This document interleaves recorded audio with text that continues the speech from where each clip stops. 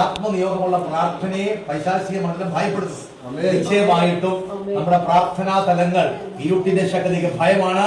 കാരണം അവനെ അടിമത്തത്തിൽ വെച്ചിരിക്കുന്ന ഒരു കൂട്ടം ജനറേഷനെ, തലമുറകളെ, കുടുംബങ്ങളെ പുറത്തെടുക്കുവാൻ, നമ്മുടെ സഭയ്ക്കകത്തേക്ക് കൊണ്ടുവരുവാൻ, ദൈവരാജ്യത്തിനകത്ത് ആദായപ്പെടുത്തുവാൻ, നരകത്തിനകത്തുനിന്ന് വലിച്ചെടുക്കുവാൻ പരിശുദ്ധാത്മാവ് നമ്മളെ ഉപയോഗിക്കുമാറാകട്ടെ എന്ന് പ്രാർത്ഥിക്കുകയാണ്. വളരെ പ്രാർത്ഥനയോടെ ആയിരിക്കുമ്പോൾ ഒന്ന് ദിനവൃത്താന്ത പുസ്തകം 4-ാം അധ്യായം 10-ാമത്തെ വാക്യത്തിലേക്ക് ശ്രദ്ധയെ കൊണ്ടുവരാം. ഒന്ന് ദിനവൃത്താന്ത പുസ്തകം 4-ാം അധ്യായം 10-ാമത്തെ വാക്യത്തിലേക്ക് നമ്മുടെ ശ്രദ്ധയെ കൊണ്ടുവരാമല്ലോ. യബ്ബേസ് ഇസ്രായേലിന്റെ ദൈവത്തോട് നീ എന്നെ നിശ്ചയമായി അനുഗ്രഹിച്ച് എന്റെ അതിർ വിശാലമാക്കുകയും നിന്റെ കൈ എന്നോട് കൂടെ ഇരുന്ന് അനർത്ഥം എനിക്ക് വ്യസന കാരണമായി തീരാതെ വണ്ണം എന്നെ കാക്കുകയും ചെയ്താൽ കൊള്ളായിരുന്നു എന്ന് അപേക്ഷിച്ചു. അവൻ അപേക്ഷിച്ചതിന് ദൈവം അവന് നൽകി. നൽകി.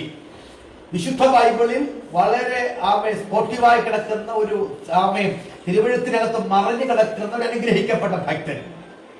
വംശാവലികൾക്കകത്ത് നോക്കിയാൽ കാണുന്നപ്പുറമായി ആഴമേറിയ നിയോഗം പ്രാപിക്കുന്ന ഒരു ദൈവമനുഷ്യൻ. ആ മനുഷ്യനെ പറ്റി തിരുവെഴുത്ത് പറഞ്ഞിരിക്കുന്നത് വ്യസനപുത്രൻ എന്നാണ് അറിയപ്പെടുന്നത്. വ്യസനപുത്രൻ.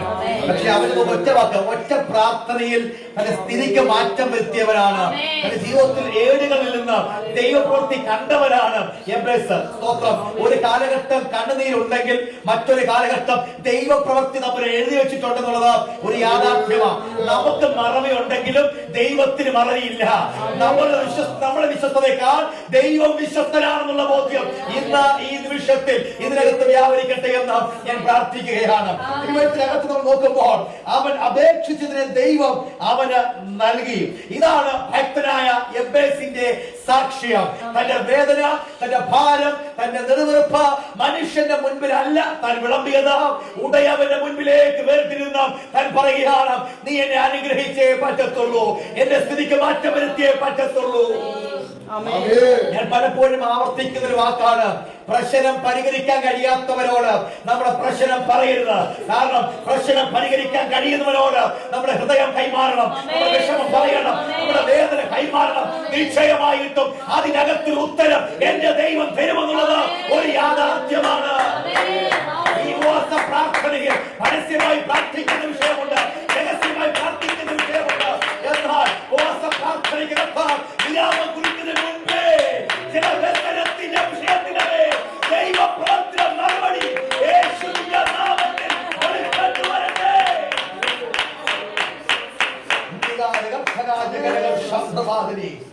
യബ്ബേസ് വ്യസനപുത്രൻ, അർത്ഥാൽ തന്റെ അമ്മ വേദനയോടെ പ്രസവിച്ചു എന്നായിരിക്കാം അർത്ഥം. കുടുംബക്കാർക്ക്, ചാർച്ചക്കാർക്ക്, സഹോദരവർഗത്തിന് മുഴുവൻ പറയുന്നത് ഇവൻ വ്യസനപുത്രനാ. ഒരു വാക്ക് ഞാൻ പറയട്ടെ, മനുഷ്യൻ നിന്റെ പേര് കൊണ്ട് അതിന്റെ ഭാവി അളക്കുമ്പോൾ പ്രാർത്ഥന കൊണ്ട് ദൈവത്തിന്റെ ഭാവി മാറ്റും. ഈ വാക്ക് എഴുതിക്കൊള്ളുക. നമ്മുടെ പേരിനകത്തിലെ ശാപങ്ങൾ ഉണ്ടായിരിക്കാം, പേരിനകത്തിലെ പാരമ്പര്യം ഉണ്ടായിരിക്കാം. നമ്മുടെ പേരിനകത്ത് ഇന്നലകളിൽ അപ്പനെ ആക്രമിച്ചത് മകനെ ആക്രമിക്കാൻ നിൽക്കുന്നുണ്ടായിരിക്കാം. അമ്മയുടെ മേൽ വന്ന അതേ രോഗം മകൾക്ക് വരാൻ നോക്കിയിരിക്കുന്നുണ്ടായിരിക്കാം. പക്ഷെ ദൈവാത്മ പറയുന്നു, നിന്റെ പേരിനകത്ത് വ്യാപരിക്കുന്നത് പ്രാർത്ഥനയ്ക്കകത്ത് ആത്മ വലിച്ചു മാറ്റുകയാണ് യേശുവിന്റെ നാമത്തിൽ. കാരണം അവൻ ലോകം നിന്റെ പേര് നോക്കി വിധി എഴുതുമ്പോൾ പ്രാർത്ഥന കൊണ്ട് ഭാവി മാറ്റുന്ന ഒരു ദൈവം ഉണ്ടെന്ന് ഇന്ന് രാത്രിയിൽ ഈ പ്രാർത്ഥനയിൽ പരിശുദ്ധാത്മാവ് പ്രഖ്യാപിക്കുകയാണ്. നമ്മുടെ ഭവനത്തിനകത്ത് ആർക്കൊക്കെയോ വീഴ്ച പറ്റി, ആരൊക്കെയോ തകർന്നു പോയി, അത് നോക്കി നാളെ എന്റെ ജീവിതത്തിലും ഞാൻ തകർന്നു പോകും, എന്റെ തലമുറയിൽ തകർന്നു പോകുമെന്നൊക്കെ നോക്കി ആരെങ്കിലൊക്കെ വിധി എഴുതുന്നുണ്ടെങ്കിൽ പ്രാർത്ഥന പോയി മുട്ടുമടക്കി പറഞ്ഞ പ്രാർത്ഥന, ദൈവമേ ഈ അനർത്ഥം എനിക്ക് വ്യസനമാകരുത്. ഇന്നലകളിൽ ആവർത്തിച്ച വിഷയം, ഇന്നലകളിൽ വന്ന രോഗം, ഇന്നലകളിൽ വന്ന പ്രതികൂലം ഇനിയും ആവർത്തിക്കരുത്, ഇനി സംഭവിക്കരുത്, ഇനി അടുത്ത തലമുറയെ തുടരുത്. മാതാപിതാക്കൾക്ക് വന്ന വീഴ്ച തലമുറയ്ക്ക് വരല്ലേ? നമ്മുടെ കുടുംബത്തിനകത്ത് ഇന്നലകൾ മേഖലകളിൽ ആക്രമിച്ചു കയറിയാം. ഏതൊക്കെ രോഗങ്ങൾ ആമേൻ തലമുറയിൽ ആവർത്തിക്കരുത്. സ്തോത്രം യേശുവിന്റെ നാമത്തിൽ. അതാണ് എബേസിന്റെ പ്രാർത്ഥന. അനർത്ഥം ഇനി ആവർത്തിക്കരുത്. ആത്മാവ് ഇന്ന് രാത്രിയിൽ ഈ ദൂത് നമ്മൾ ഇടപെട്ടു തുടങ്ങുമ്പോൾ ആത്മാവ് ഇടപെടുകയാണ്. ചിലതിന്റെ മേൽ ജയം കൽപ്പിക്കുന്ന പ്രാർത്ഥനയുടെ ആയുധം ദൈവസഭ ഉയർത്തട്ടെ. യേശുവിന്റെ നാമത്തിൽ ജയത്തിന്റെ കൊടി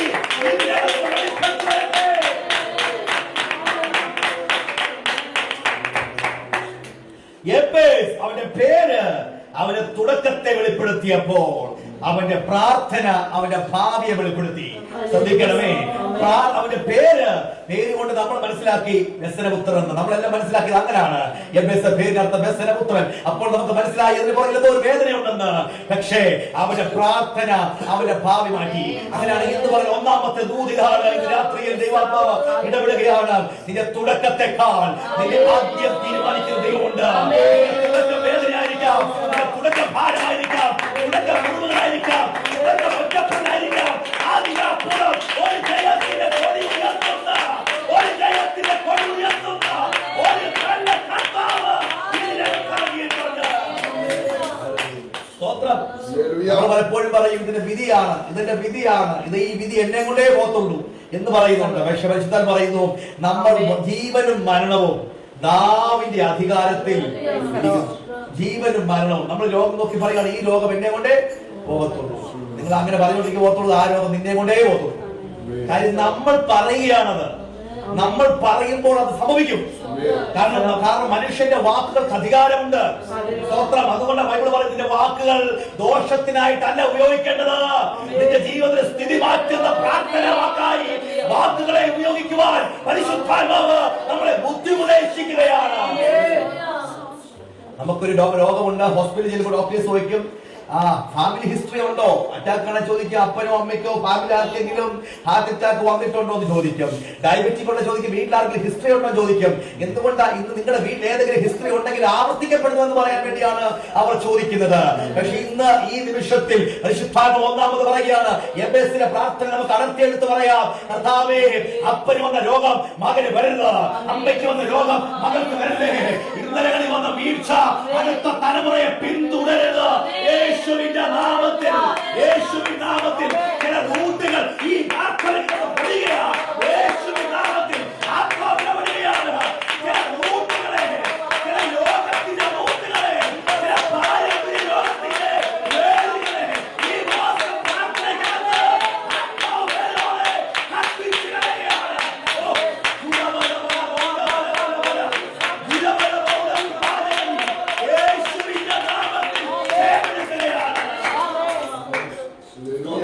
ഞാൻ ആരോടാ പ്രാർത്ഥിക്കുന്നേ? ഇസ്രായേലിന്റെ ദൈവത്തോടാണ്. താൻ പ്രാർത്ഥന കേൾക്കാൻ കഴിയാത്തവനോടല്ല ഭക്തൻ പ്രാർത്ഥിക്കുന്നത്. ഏത് സമയത്ത് മുട്ടുമടക്കിയാലും ഇറങ്ങി വരുന്ന ദൈവമുണ്ട്. ആ ദൈവത്തിന്റെ സന്നിധിയിലാണ് ഭക്തൻ മുട്ടുമടക്കിയത്. നമ്മുടെ മുഖം വാഴുന്നത് മനുഷ്യന്റെ മുമ്പിലാകരുത്. കണ്ണ് നിറയുന്നത് മനുഷ്യന്റെ മുമ്പിലാകരുത്. കാലം കൊണ്ട് വേദനിക്കുന്നത് മനുഷ്യന്റെ മുമ്പിലാകരുത്. പകരം വാതിലടച്ച് നിന്റെ പ്രാർത്ഥന മുറിക്കകത്ത് കയറി മുട്ടുമടക്കി രഹസ്യത്തിൽ കാണുന്ന പിതാവിനോട് ഇങ്ങനെ ഇന്റർപ്രിട്ടേഷൻ കൊടുക്കുക. എംബേസേ, നീ എന്താ നിന്റെ കുടുംബക്കാരെന്ന് പറയാനിത്? എംബേസ് പറയും അവരോട് പറഞ്ഞാൽ അവർ സഹതപിക്കും, പക്ഷെ പരിഹാരമില്ല എന്ന് പറഞ്ഞാൽ സഹതപിക്കുന്നവന്റെ അടുക്കൽ പോയി നിന്റെ വേദന പറയലെന്ന്, സഹതപിക്കുന്നവന്റെ അടുക്കൽ പോയി നിന്റെ വിഷമം പറയലെന്ന്. അവരത് സഹതാപത്തിന്റെ വാക്ക് മാത്രമേ ഉള്ളൂ. പക്ഷേ ഉത്തരവരുളുന്ന ഇസ്രായേലിന്റെ ദൈവം, ആ ദൈവത്തിനോട് പറഞ്ഞാൽ അത് സഹതാപത്തിന് കാരണമല്ല, അത് മറുപടിക്ക് കാരണമായി മാറും. അപ്പൊ യഥാർത്ഥമായ പ്രാർത്ഥനയാണ് മറുപടി കാരണമാകുന്നത്. അപ്പൊ റൈറ്റ് പേഴ്സൺ, റൈറ്റ് വേ, യഥാർത്ഥമായ വ്യക്തി, യഥാർത്ഥമായ വഴി, ഈ രണ്ടും ഉണ്ടെങ്കിലേ നമ്മുടെ പ്രാർത്ഥന വിജയിക്കത്തുള്ളൂ. എന്ന് പറഞ്ഞാൽ യഥാർത്ഥമായി പ്രാർത്ഥനാ മുറി മുട്ടുമടക്കി പ്രാർത്ഥിക്കേണ്ടവരോട് പ്രാർത്ഥിച്ചാൽ ചില വിഷയത്തിൽ തീർപ്പ് കൽപ്പിക്കപ്പെടും. വ്യർത്ഥമായ വാക്കുകൾക്ക് അവസാനം കുറിച്ച് അവന് ജീവനുള്ള വാക്കിന്റെ പ്രാർത്ഥനയിലേക്ക് നമുക്കൊന്ന് കയറി വരാം. ചില മറുപടിയുടെ താഴുകൾ ആത്മാവ് തുറക്കുകയാണ്. യേശുവിന്റെ നാമത്തിൽ ലോകിട്ടിരിക്കുന്ന ലോകുകൾ ആത്മാവ് അഴിച്ചു കളഞ്ഞിട്ട് ആത്മാവിന്റെ വിയോഗത്തിന്റെ മറുപടികൾ ഈ വീട്ടിനകത്ത് ദൈവാത്മാവ് തുറക്കുകയാണ്.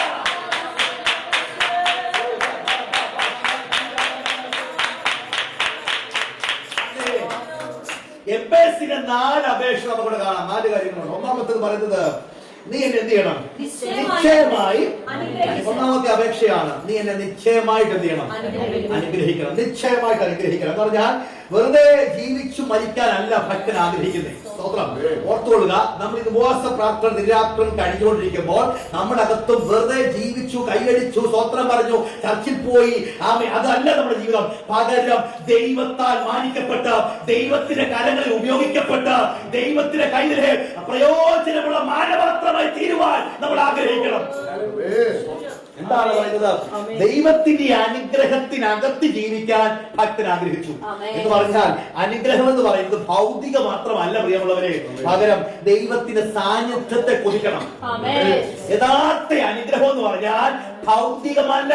ഭൗതികം ദൈവം നമുക്ക് തരും, അത് അനുഗ്രഹം ഞാൻ പറയുന്നില്ല, അത് ദൈവം തരുന്ന നന്മയാണ്. മുന്നമേ രാജ്യവും നീതിയും അന്വേഷിപ്പേ, അതോടുകൂടി ഇതൊക്കെയും നിങ്ങൾക്ക് ലഭിക്കും. അതുകൊണ്ട് നന്മയും കരുണയും നിന്റെ ആയുഷ്കാലമൊക്കെയും നിന്റെ പിന്തുടരും. അനുഗ്രഹം എന്ന് പറയും ദൈവം എന്റെ കൂടെ ഉള്ളത് അനുഗ്രഹം. ദൈവ സാന്നിധ്യമാണ് എനിക്ക് അനുഗ്രഹം.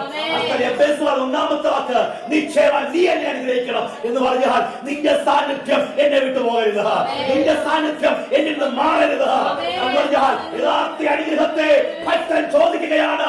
അങ്ങയുടെ പ്രസൻസ്, അങ്ങയുടെ സാമീപ്യം, അങ്ങയുടെ സാന്നിധ്യം എനിക്ക് വേണം. അപ്പൊ നമ്മുടെ ജീവിതത്തിൽ നമ്മൾ ചോദിക്കേണ്ട ഒന്നാമത്തെ അപേക്ഷ എന്താണ്? വാക്കുണ്ട്, നിന്റെ പഠിത്തത്തിൽ പറയുന്നു, നിന്റെ സാന്നിധ്യനോട് കൂടെ പോരുന്നില്ലെങ്കിൽ എന്നെ അയക്കരുത്. സ്വന്തം നിന്റെ സാന്നിധ്യനോട് കൂടെ പോരുന്നില്ലെങ്കിൽ എന്നെ അയക്കരുത്. അപ്പൊ ദൈവം കൂടില്ലെങ്കിൽ എത്ര ഓടിയാലും അത് സക്സസ് ആകത്തില്ല. നമ്മുടെ കഴിവ് കൊണ്ടോ നമ്മുടെ മിടുക്ക് കൊണ്ടോ നമ്മുടെ പ്രാപ്തി കൊണ്ടോ ഒക്കെ ഓടും, പക്ഷെ ഫലവത്താകത്തില്ല. ഏത് ഹോസ്പിറ്റൽ ഡോക്ടേഴ്സ് സർജറിക്ക് വിധേയമാകുമ്പോൾ പറയും ഞങ്ങൾക്ക് ചെയ്യാൻ ചെയ്യാം, ബാക്കി ദൈവത്തിന്റെ കയ്യിലുണ്ട് എന്ന് പറഞ്ഞാൽ ലോകത്തിലെ ഏത് കാര്യത്തിന്റെ ഫിനിഷിംഗ് തീരുമാനിക്കുന്നത് ദൈവമാണ്. വാക്കിനെ ഒരു ആത്മീക ദൂത് പോലെ പറയാം, പൈശാചിക മണ്ഡലം നിനക്കെതിരെ തന്ത്രങ്ങൾ ഒരുക്കി ആയുധങ്ങൾ മിനുക്കിയെടുക്കുമ്പോൾ അത് എന്തായി തീരണമെന്ന് തീരുമാനിക്കുന്നത് ശത്രുവല്ല ദൈവമാണ് എന്ന് പറഞ്ഞാൽ അവൻ തുടക്കം തീരുമാനിക്കുമ്പോൾ ഒതുക്കം ദൈവം തീരുമാനിക്കും. എന്ന് പകരം ആത്മാവ് യാത്ര പറയാം, ആ വിചാരം എന്റെ കുടുംബത്തിൽ ഫലിക്കത്തില്ല, ഫലിക്കത്തില്ല.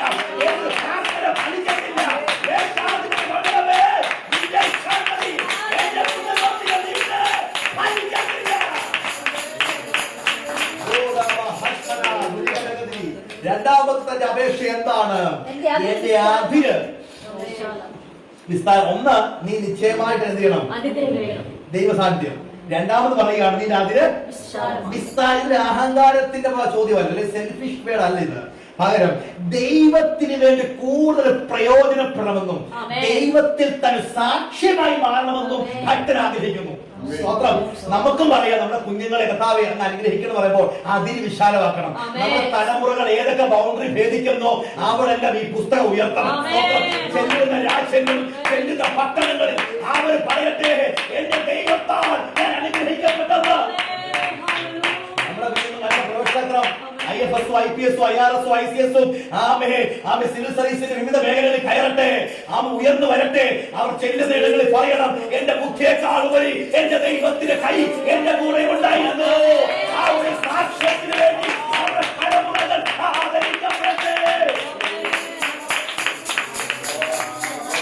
ദൈവം നമ്മെ വളർത്തുന്നത് നമ്മൾ സ്വാർത്ഥരായി മാറാൻ വേണ്ടിയല്ല, പകരം നമ്മൾ ഒരു അനുഗ്രഹമാകാൻ വേണ്ടിയാണ്. ഈ ഒരിക്കല് അബ്രഹാം ലോത്ത് നിൽക്കുക. അബ്രഹാം ലോത്ത് നീ അവിടെ എടുത്താൽ ഞാൻ ഇവിടെ എടുത്തോളാം എന്ന് പറഞ്ഞാൽ നീ ആ ദേശം എടുത്താൽ ഞാൻ ദേശം എടുത്തു, നിനക്ക് ഇഷ്ടമുള്ള നീ എടുക്കുക. അപ്പൊ ഏറ്റവും പച്ചപ്പുള്ള ഭൂമി ആരെടുത്തു? ഈ ലോത്ത് എടുത്തു. ഏറ്റവും പച്ചപ്പുള്ളത്. ഞാൻ ആത്മാവിൽ ഇങ്ങനെ പറയാം, അബ്രഹാമിന്റെ ഉള്ളിൽ ദൂത് കിടപ്പുണ്ട് എന്ന് പറഞ്ഞാൽ അഭിഷേകമുള്ളവൻ താഴെടുത്ത് വെക്കുന്ന മരുഭൂമിക്കകത്താണെങ്കിലും അതിനകത്ത് തളർപ്പുണ്ടാക്കുന്ന ദൈവം എന്ന് പറഞ്ഞാൽ ലോത്തെ നീ എടുക്കണോ നീ എടുത്തോ, പകരം ഞാൻ നിൽക്കുന്നിടം ഒരു അനുഗ്രഹമാക്കാൻ എന്റെ ദൈവത്തെ കഴിയും. അപ്പോൾ എവിടൊക്കെയോ അവകാശം ലഭിക്കുന്നിടത്ത് നിനക്ക് അവകാശപ്പെട്ട അനേക അവകാശങ്ങളെ അനേകര് നിഷേധിച്ചിട്ടുണ്ടെങ്കിൽ ഇന്ന് രാത്രിയിൽ ആത്മാവ് പറയുന്നു ദുഃഖിക്കരുത്, വേദനിക്കരുത്. കൊണ്ടുപോകട്ടെ. നീ നിൽക്കുന്നിടത്ത് നിന്നെ ഒരു അനുഗ്രഹമാക്കാൻ, നിന്നെ ഒരു മാന്യനാക്കാൻ എനിക്ക് പദ്ധതിയുണ്ട്.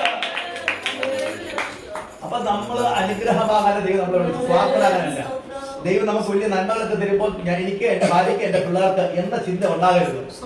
ദൈവം നമ്മളെ വിശ്വസിച്ച് ചില നന്മകൾ തരുന്നേ. നമ്മളെ വിശ്വസിക്കുമ്പോൾ നമുക്ക് മാത്രമുള്ളതല്ല, അർഹതപ്പെട്ടവർ കൂടെ കൊടുക്കണം. സ്വത്രം നമ്മളെല്ലാം കൂടെ കൊണ്ട് ബാങ്ക് ഇട്ട് കുപ്പിക്കുക, ഇവര് പ്രയോജനവും. ഇത് ഒറ്റ തട്ടിപ്പോയ കൊണ്ടൊന്നുമില്ല, ഇത് അവിടെ കിടക്കത്തുള്ളൂ. പകരം നമുക്ക് ഉള്ളത് ഉപയോഗിക്കാൻ കുഴപ്പമില്ല, പക്ഷെ അർഹതപ്പെട്ടവർ കൂടെ കൊടുത്തോണം. ഞാൻ ദശാംശം പ്രസംഗിക്കുമ്പോൾ ഒരു വാക്കുണ്ട്, ദശാംശ പുരോഹിതന്, സഭയ്ക്ക്, അതുപോലെ തന്നെ അനാഥർക്ക്, വിധവമാർക്ക്, സുവിശേഷീകരണത്തിന്, മാതാപിതാക്കൾക്ക് ഈ വിഭാഗമുണ്ട്, ദശാംശ ഭാഗം. അതിനകത്ത് ഞാൻ പറഞ്ഞ വാക്ക് അനാഥർക്കും. ആ ഒരു ഭാഗം നമ്മളെല്ലാം മറന്നു എന്ന് പറയും. നമുക്ക് കിട്ടുന്ന നന്മയുടെ ഒരു വിഹിതം എവിടെ ഉള്ളതാ? അനാഥർക്കുള്ളതാ, അർഹതപ്പെട്ടുള്ളതാ. നമുക്ക് ദൈവം ലക്ഷങ്ങളോ കോടികളോ തരുന്നതേ. സ്വന്തം ഞാൻ സഭയെ കൊടുക്കുന്നുണ്ട്, ഞാൻ പാസ് കൊടുക്കുന്നുണ്ട്, ഓക്കെ. ബാക്കിയോ മാതാപിതാക്കൾ കൊടുക്കുന്നുണ്ട്, അത് ഉണ്ടാക്കണം. അടുത്തെന്താണ്? അനാഥ ദേശത്തുണ്ട്, ആരുമില്ലാത്തവര്. നമ്മൾ നല്ല വീട്ടിൽ കിടന്ന് ഉറങ്ങുമ്പോൾ ചോർന്നിരിക്കുന്ന വീട്ടിൽ ഉറങ്ങുന്നവരുണ്ട്. നമ്മൾ നല്ല ആഹാരം കഴിക്കുമ്പോൾ ഒരു നേരം നല്ല ആഹാരം കഴിക്കാൻ കഴിയാത്തവരുണ്ട്. സ്തോത്രം. നമ്മൾ വന്ന് ഞാൻ പറയും, കേമത്തിലുള്ള സാക്ഷ്യങ്ങൾ നമ്മുടെ സഭയിൽ പറയും. എന്റെ കുഞ്ഞിനെ ദൈവം അനുഗ്രഹിച്ചു, 10 ലക്ഷം ശമ്പളം ജോലിക്കകത്ത്. അപ്പൊ ഒന്നുമില്ലാതെ അമ്മച്ചോടെ കാണും, ആ അമ്മച്ചൻ ചന്ത പൊട്ടുന്നുണ്ട്. നമ്മൾ ഈ വലിയ പൊങ്ങത്തരം പറയുമ്പോഴേ അതേ സഭയ്ക്കകത്ത് ആരും ഇപ്പുണ്ട്. നിങ്ങൾ ഓർക്കണം, ഒന്നുമില്ലാത്തവരുണ്ട്. നമ്മുടെ ചില സാക്ഷ്യങ്ങൾ മറ്റൊരാൾക്ക് വേദനയാകരുത്. എന്റെ മോൻ ഡോക്ടർ, എന്റെ മോൻ എഞ്ചിനീയർ, എന്റെ മോൻ ഉയർന്ന ശമ്പളം മേടിക്കും നമ്മൾ പറയുമ്പോൾ കണ്ടോ വലിയ മനോഹരമായി വീട് വെച്ചിരിക്കുന്നു, കേട്ടോ, ഇതാണ് അനുഗ്രഹം. അപ്പം ഒന്നുമില്ലാത്ത അമ്മ ചിന്തിക്കുക, അപ്പൊ ഞാൻ അനുഗ്രഹിക്കപ്പെട്ടിട്ടില്ല. അപ്പൊ നമ്മുടെ കോൺസെപ്റ്റ് എന്തിലായിരിക്കുന്നേ? നമ്മുടെ സാക്ഷ്യങ്ങൾ മറ്റൊരുത്തിന്റെ ആത്മീയത്തെ ബാധിക്കരുത്. നമ്മുടെ സാക്ഷ്യം പോലും വേറെ കിടച്ച ഉണ്ടാകരുത്. നമ്മൾ നല്ല ആഹാരം കഴിക്കുമ്പോൾ നമ്മളെ കൂടി ആരാധിക്കുന്നവൻ അവന് വീണ്ടും ദാരിദ്ര്യമാണെങ്കിൽ നമ്മളത് മറന്നിട്ട് ആഹാരം കഴിക്കരുത്. സ്തോത്രം, സ്തോത്രം, സ്തോത്രം, സ്തോത്രം. വാക്കിനെ കടമെടുക്കുകയാണ്. സ്വാർത്ഥരാകാൻ വേണ്ടി അല്ല ദൈവം നമ്മളെ വളർത്തുന്നത്, നമ്മൾ ഒരു അനുഗ്രഹമാകാൻ വേണ്ടിയാ. നമുക്ക് വേണ്ടി മാത്രമല്ല, നമ്മളായിരിക്കുന്നിടത്തും, നമ്മൾ യാത്ര ചെയ്തെടുത്തും നമ്മളെ മുഖാന്തരം മറ്റുള്ളവർ മാനിക്കപ്പെടണം. നമ്മുടെ കുഞ്ഞുങ്ങളെ ലക്ഷങ്ങൾ കൊടുത്ത് കെട്ടിക്കും, 10-15 ലക്ഷമൊക്കെ കല്യാണ ചെലവ്. അത് കുറച്ച് പൈസയെങ്കിലും വെട്ടിച്ചുരുക്കിയാൽ ഏതെങ്കിലും പെൺകുഞ്ഞിന്റെ കല്യാണം നമുക്ക് എന്ത് ചെയ്യാം? സ്തോത്രം. മനസ്സിലാകുന്നുണ്ടോ പറഞ്ഞേ? അനുഗ്രഹമാകണമെന്നാ പറഞ്ഞേ. സ്തോത്രം. നമ്മള് 1 കോടിക്ക് 2 കോടിക്ക് വീട് വെക്കുമ്പോഴേ ചില കാര്യങ്ങൾ വെട്ടിക്കുറച്ചാൽ വീടില്ലാത്ത 2 പേർക്ക് കൂടെ 5 ലക്ഷം വെച്ച് മേടിച്ചു കൊടുക്കാം. സ്തോത്രം. ഇന്റീരിയറിന് മാത്രമാകുന്നുണ്ട് 50 ലക്ഷം ഒക്കെ. സ്തോത്രം. ചിലത് വെട്ടിക്കുറച്ചാൽ ചിലർക്ക് മാന്യരാകാൻ പറ്റും. ഈ നിമിഷം മനസ്സിലാക്കണമേ, നിന്റെ ദൈവം വളർത്തുന്നത് നിനക്ക് വേണ്ടി മാത്രമല്ല, ഈ അനുഗ്രഹമാകാൻ വേണ്ടിയാ. എഫേസിലെ ദൂതനെ എടുക്കുകയാണ്. അർത്ഥാൽ ദൈവം നമുക്ക് മാന്യത തരുന്നത് നമുക്ക് വേണ്ടി മാത്രമല്ല, നമ്മുടെ മുഖാന്തരം നമ്മുടെ പട്ടണത്തിനകത്ത് ചില അനുഗ്രഹങ്ങൾ വെളിപ്പെടുത്താൻ വേണ്ടിയാണ്. നമ്മൾ ചില വാക്യങ്ങൾ വായിച്ച് ഓടിച്ചു കളയാകരുത്. നിമിഷം ഈ ദൂതിന് മുമ്പിൽ സമർപ്പിച്ചോണം. എന്നെ ദൈവം വളർത്തുന്നത് എനിക്ക് വേണ്ടി മാത്രമല്ല, ഞാൻ മുഖാന്തരം ചിലർക്ക് അനുഗ്രഹമാകാൻ വേണ്ടിയാണ്. ഞാൻ മുഖാന്തരം ചില കുടുംബങ്ങളിൽ അന്ധകാരം മാറാൻ വേണ്ടിയാണ്. ഒരാഴ്ചത്തെ പട്ടിണി ഒരു കുടുംബത്തിനെ മാറ്റാൻ നമുക്ക് കഴിഞ്ഞാൽ അത് വലിയ കാര്യമല്ലയോ? നമ്മുടെ വീട്ടിൽ ചില കാര്യങ്ങൾ ഒഴിവാക്കി, വലിയ ആഡംബരമായ ചില കാര്യം ഒഴിവാക്കിയിട്ട് വീടില്ലാത്ത 2 പേർക്ക് 5 ലക്ഷം രൂപ വീട് വെച്ച് കൊടുത്താൽ മതി. അതൊരു അനുഗ്രഹം അല്ലയോ? പകരം നമ്മൾ ചിലത് വേണ്ടത് വെക്കാൻ തയ്യാറായാൽ, എന്ന് പറഞ്ഞാൽ അത്യാവശ്യമുള്ളതൊക്കെ വേണം, പക്ഷെ അനാവശ്യമൊക്കെ ഒഴിവാക്കാൻ അല്ലേ, അനാവശ്യമായ ചില കാര്യങ്ങളൊക്കെ ഒന്ന് മാറ്റിവെച്ച് ആ ചെലവുകളൊക്കെ ഒന്ന് ഒഴിവാക്കി നമ്മുടെ കൂടെ ആരാധിക്കുന്നവനെ ഓർത്താൽ, നമ്മുടെ കൂടെ സ്തുതിക്കുന്നവനെ ഓർത്താൽ, അവൻ കരുതിരിക്കുമ്പോൾ, അവന്റെ ഭവനത്തിന് വേണ്ടി പ്രാർത്ഥിച്ച് നിലവിളിക്കുമ്പോൾ അവന്റെ കണ്ണുനീരിൽ നമ്മൾ അവന്റെ കണ്ണിലൊപ്പാൻ നമ്മളൊന്ന് തയ്യാറായാൽ ദൈവം പറയും, മോനെ നീ ഒരു അനുഗ്രഹമായി കഴിഞ്ഞു. നമ്മളൊരു അനുഗ്രഹമായി. അപ്പൊ നമ്മൾ അനുഗ്രഹമാകണം. അനുഗ്രഹിക്കപ്പെടുന്ന വാക്കല്ല പറഞ്ഞ് നമ്മളൊരു അനുഗ്രഹമാകണം. നമ്മളൊരു അനുഗ്രഹമാകണം. ദൈവം നമ്മളെ വളർത്തുന്നതും ഉയർത്തുന്നതും എന്തിനു വേണ്ടിയാണ്? നമ്മൾ അനുഗ്രഹമാകാൻ വേണ്ടിയാണ്. അത് അബ്രഹാമിനെ കണ്ടറിയാം. അബ്രഹാം ഒരു അനുഗ്രഹമായിരുന്നു. താൻ ഏത് ഭൂമിയിൽ ചെന്നാലും ആ ദേശത്തിന് അനുഗ്രഹമാണ്. എവിടെ കാൽ ചവിട്ടിയാലും ആ ഭൂമിക്ക് അനുഗ്രഹമാണ്. സ്തോത്രം. അർത്ഥാൽ ഇന്ന് രാത്രിയിൽ ഈ 2ാമത് ദൂതിലേക്ക് വരുമ്പോൾ ദൈവം നമ്മെ വളർത്തുന്നത് സ്വാർത്ഥതയ്ക്ക് വേണ്ടിയല്ല. എന്ന് പറഞ്ഞത് സ്വാർത്ഥത, ഞാന്, എന്റെ ഭാര്യ, എന്റെ കുടുംബം, എനിക്ക് മാത്രം സ്വാർത്ഥതയാ, സെൽഫിഷാ. പകരം ദൈവമേ എനിക്കൊരു നന്മ തരുമ്പോൾ അതിൽ ഒരു വിഹിതം പാവങ്ങൾക്കുള്ളതാ. ഒരു വിഹിതം പാവപ്പെട്ട സുവിശേഷന്മാർ ഒരു സ്ഥല സ്പോൺസർ ഇല്ലാതെ എത്രയോ ദൈവദാസന്മാർ കഷ്ടപ്പെടുന്നുണ്ട് അറിയാമോ? അവർ നമ്മുടെ കുഞ്ഞുങ്ങളൊക്കെ സ്കൂളിൽ പഠിക്കുന്നുണ്ട്. എത്രയോ സുവിശേഷകന്മാരുടെ മക്കൾ സ്കൂളുകളിൽ വിടാൻ കഴിയാതെ, മക്കളെ വിടാൻ കഴിയാതെ അവർ വേദനിക്കുന്നുണ്ട് അറിയാമോ? നമ്മൾ നല്ല രീതിയിൽ ഉറങ്ങുന്നുണ്ട്, സ്വസ്ഥമായി ഉറങ്ങാൻ കഴിയാത്ത എത്രയോ കുടുംബങ്ങളുണ്ട്. നമ്മൾ അറിയുന്നില്ല പ്രിയമുള്ളവരെ.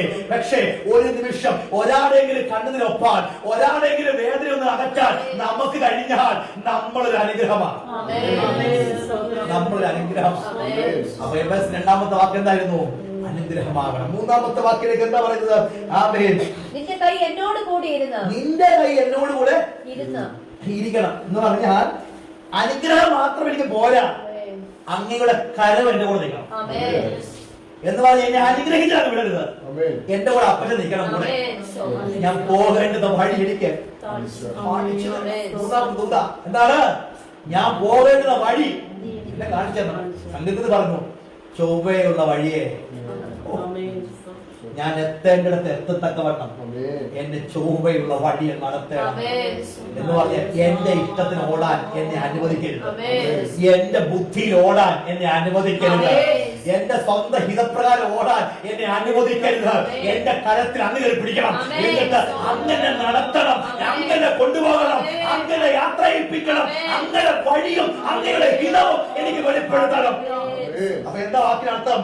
ദൈവത്തിന്റെ ഹിതം വേണമെന്ന്. അനുഗ്രഹത്തെക്കാൾ വലുതാണ് ദൈവ സാന്നിധ്യം, അല്ലെങ്കിൽ ദൈവത്തിന്റെ ഹിതം, ദൈവത്തിന്റെ കരം, ദൈവത്തിന്റെ വഴി. അപ്പൊ നമ്മൾ മൂന്നാമത്തെ കർത്താവേ അങ്ങനെ നടത്തണം.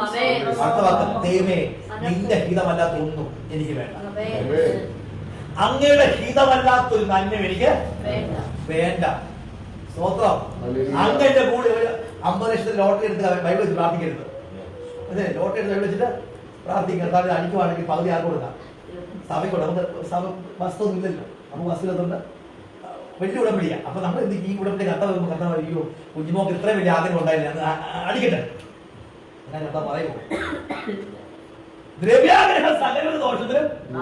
അപ്പൊ ലോട്ടറി അടിക്കുമോ? ലോട്ടറി എടുക്കുന്ന ആരെങ്കിലും ഉണ്ടേ ഓർത്തോണം, ആയുസ് കൊണ്ട് അടിക്കുന്നില്ല. ഈ പുസ്തകത്തിൽ പറയുന്നത് പാപം മനസ്സിലാകുന്നു. വൃത്തിക്കുള്ള ഏർപ്പാട്. നിന്റെ അധ്വാന ഫലം നീ തിന്നും, നീ നന്മ പ്രാപിക്കും. അതിന് മാത്രമേ ബൈബിൾ അനുവാദം തരുന്നുള്ളൂ. നിന്റെ അധ്വാന ഫലം നന്മ വരും. അല്ലാതെ ലോട്ടറി അടിക്കും നന്മ എഴുതിയിട്ടില്ല. ഉടായ്പൊന്നും കാണിച്ച് പ്രാർത്ഥിക്കാൻ ദൈവത്തിന് ഇല്ല. അപ്പൊ ഇത്ര ആയി തന്ന ആ വഴി തുറന്നാൽ ഞങ്ങൾ കത്ത അറിയിക്കാൻ ആവശ്യമില്ല. കഴിയട്ടെ, ദൈവത്തിന്റെ കൈ പൈസ ഇല്ലയോ? ഞാൻ പറയും ഏറ്റവും കൂടുതൽ കാശ് താറില്ല. അയ്യോ ചിന്തിക്കാനും ചിന്തിച്ചു കഴിഞ്ഞാൽ എല്ലാം ഓരും. നിങ്ങൾ സകല ബുദ്ധിമുട്ടുകളും തന്റെ ധനത്തിന്റെ മഹത്വത്തിനൊത്തവണ് ക്രിസ്തുയേശുവിൽ. അവിടെ യൂറോയുണ്ട്, അവിടെ പൗണ്ടുണ്ട്, അവിടെ റിയാലുണ്ട്, ദർഹമുണ്ട്, ഡോളറുണ്ട്, കനഡിയൻ ഡോളറുണ്ട്, ഷെക്കലുണ്ട്.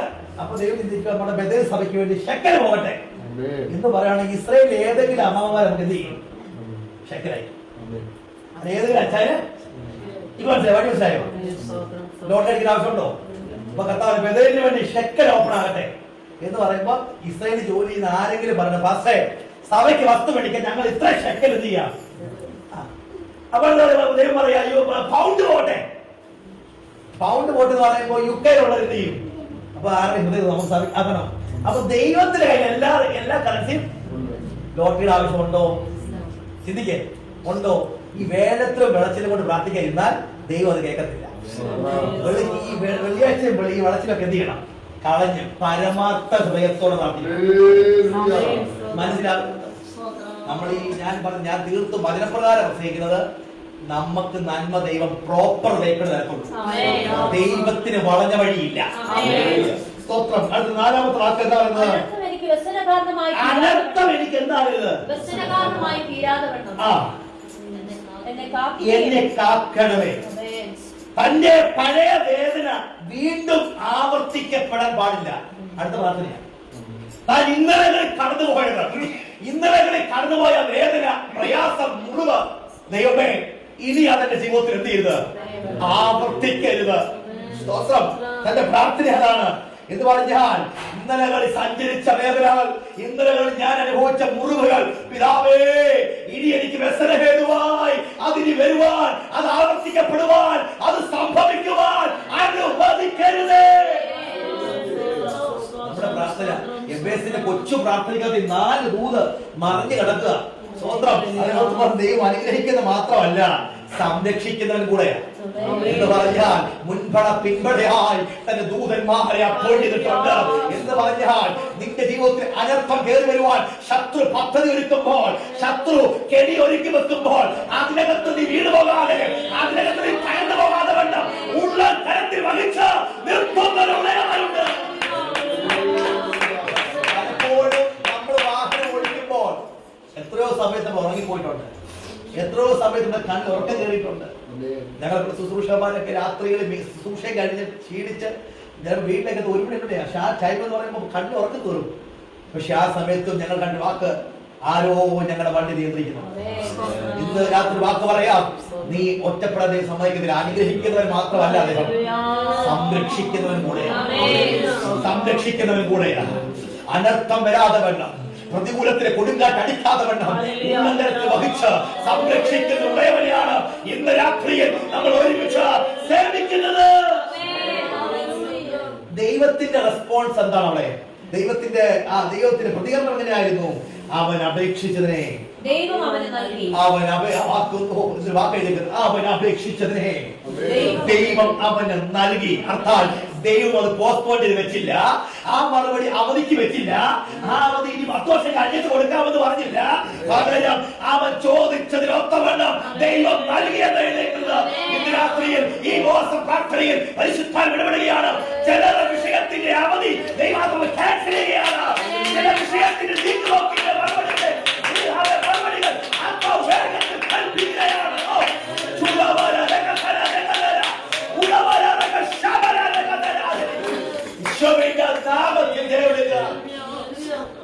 എബേസിന്റെ പ്രാർത്ഥന ദൈവം അവധിക്ക് വെച്ചില്ല. അവന്റെ അപേക്ഷ ദൈവം ഫയലിൽ വെച്ചില്ല. അത് അപ്പത്തന്നെ തീർപ്പ് കൽപ്പിച്ചു. എന്ന് പറഞ്ഞാൽ അവൻ ചോദ്യം ചെയ്തില്ല, അതിനെ ശാസിച്ചില്ല, പകരം അത് നൽകി. കാരണം എബേസിന്റെ പ്രാർത്ഥന സ്വാർത്ഥതയില്ലാത്ത പ്രാർത്ഥനയായിരുന്നു. അവൻ വിശ്വാസമുള്ള പ്രാർത്ഥനയായിരുന്നു. എന്താണ് എബേസ് എന്ന പ്രാർത്ഥന മനുഷ്യൻ നമ്മളെ പഠിപ്പിക്കുന്നത്? ഒന്ന്, ലോകം പറയുന്നു നീ തകർന്നു പോകുമെന്ന്, ദൈവം പറയുന്നു ഞാൻ നിന്നെ പണിയെടുക്കുമെന്ന്. എബേസ് പഠിപ്പിക്കുകയാണ്. എബേസ് എന്ന മനുഷ്യൻ പറയും, എന്റെ പേര് വ്യസനമായിരുന്നു, എന്റെ പേര് അനർത്ഥമായിരുന്നു, പക്ഷേ എന്റെ പ്രാർത്ഥന, എന്റെ ഭാവിയെ ദൈവം തീരുമാനിച്ചു. ഇന്ന് പകൽ ദൈവത്തിനോട് പറയാം, അപ്പാ എന്റെ ജീവിതത്തിന് വേണ്ടികളിൽ ഒരു പുതിയ ഉടമ്പടിയോടെ, ഒരു പുത്തൻ അഭിഷേകത്തോടെ, ഒരു പുതിയ നിയോഗത്തോടെ എന്നോട് എഴുന്നേൽപ്പിച്ചു നിർത്തണമേ. ഈ ഉപവാസ പ്രാർത്ഥനയിൽ, ഈ ദിനരാത്രങ്ങളിൽ കഴിഞ്ഞ ആഴ്ചകളായി തുടങ്ങി നമ്മുടെ പ്രാർത്ഥന, അതിന്റെ ദിനരാത്രങ്ങളിൽ ആത്മ ഇടപെടുകയാണ്. ചിലരുടെ പ്രാർത്ഥനയുടെ നീക്കുപോക്ക് ദൈവം വേഗത്തിൽ കൽപ്പിക്കാൻ പോകുന്നു. ആത്മ ഇടപെടുകയാണ്. യേശുവിൻ നാമത്തിൽ ചില അപേക്ഷകൾ അവൻ അവധിക്ക് വെക്കത്തില്ല, ചില ചോദ്യങ്ങൾ അവധിക്ക് വെക്കത്തില്ല, ചില പ്രാർത്ഥനകൾ അവൻ അവധിക്ക് വെക്കത്തില്ല. വേഗത്തിൽ മറുപടി കൽപ്പിക്കാൻ പോകുകയാണ്.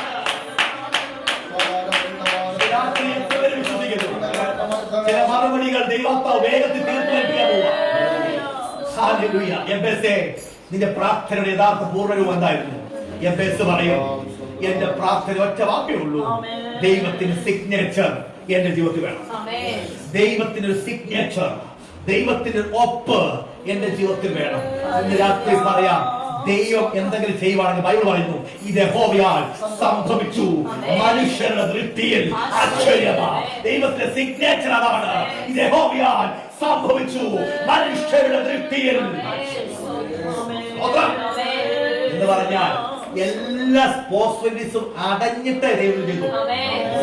എന്ന് പറഞ്ഞാൽ നമ്മുടെ കഴിവല്ല, നമ്മുടെ കർത്താവ് ഇനിയില്ല, കർത്താവ് എന്നോട് പറ്റത്തില്ല എന്ന് ഞാൻ സമ്മതിക്കുമ്പോഴേ എന്റെ ദൈവം പ്രവർത്തിക്കാൻ തുടങ്ങും. കാരണം മനുഷ്യന്റെ കഴിവും ദൈവത്തിന്റെ കഴിവും ഒന്നിച്ച് നിൽക്കത്തില്ല. നീ എവിടെ സറണ്ടർ ആകുന്നു അവിടെ തമ്മിലെ കൈവെക്കും. എന്റെ ഉപവാസം കൂടി ഞാൻ നേടി, എന്റെ പ്രാർത്ഥന നേടി. നോ, നമ്മുടെ ഉപവാസം ബൂസിക്കാൻ ദൈവം കൃപ തന്നു. പ്രാർത്ഥിക്കാൻ ദൈവം നമുക്ക് കൃപ തരുന്നുണ്ട്. പക്ഷെ നമ്മുടെ ഉപവാസത്തിന് മിടുക്കോ പ്രാർത്ഥന മിടുക്കോ അല്ല മറുപടി. കാരണം ദൈവത്തിന്റെ കൃപയാണ്. ദൈവത്തിന്റെ കൃപയാണ്. ഇന്ന് രാത്രി ഈ ദൂതനാമത്തിന് ആഴമുണ്ട്. നമ്മുടെ കഴിവിനകത്തല്ല അപ്പൻ പ്രവർത്തിച്ചത്, അപ്പന്റെ വിശ്വസ്തതയിലാണ്. സ്തോത്രം. നമ്മുടെ കയ്യിൽ ഒരു 50 ലക്ഷം രൂപ ഉണ്ട്. 50 ലക്ഷം രൂപ ഉണ്ടെങ്കിൽ വീട് എപ്പോ വെക്കണം എന്ന് അന്വേഷിക്കേണ്ട ആവശ്യമുണ്ടോ? ഇഷ്ടമുള്ള വെക്കാം. അതിന് പ്രവാചകം എന്ന് പറയാം, അമ്മ വീട് വെക്കാൻ പോവാ എന്ന് പറഞ്ഞ വല്ല കാര്യമുണ്ടോ? എടാ എനിക്ക് തോന്നു പോകും, കാരണം കാശില്ലേ. കാരണം നിന്റെ കയ്യിലെ കാശുണ്ട്, അതിന് ആവശ്യമുണ്ടോ? അല്ല, നിന്റെ കൈ ശൂന്യമായിരിക്കുമ്പോൾ, സീറോയിൽ കിടക്കുമ്പോൾ പരിശുദ്ധാത്മാവ് ഇടപെട്ടുണ്ടെങ്കിൽ അതിന്റെ പേരാ പ്രവചനം എന്ന് പറഞ്ഞാൽ നടക്കത്തില്ല. മൊത്തം അസ്ഥിത്താഴ്വരയാ. അസ്ഥിത്താഴ്വരെ നോക്കിയിട്ട് ഇത് സൈന്യമാകുമെന്ന് പ്രവചിക്കുന്നുണ്ടെങ്കിൽ അതിന്റെ പേര് യഥാർത്ഥ പ്രവചനമെന്ന്. ഇതിന്റെ ശൂന്യതകളെ നോക്കി അവൻ ദൈവം വർദ്ധിപ്പിക്കാൻ പോകുന്നത് അതാ പ്രവചനം.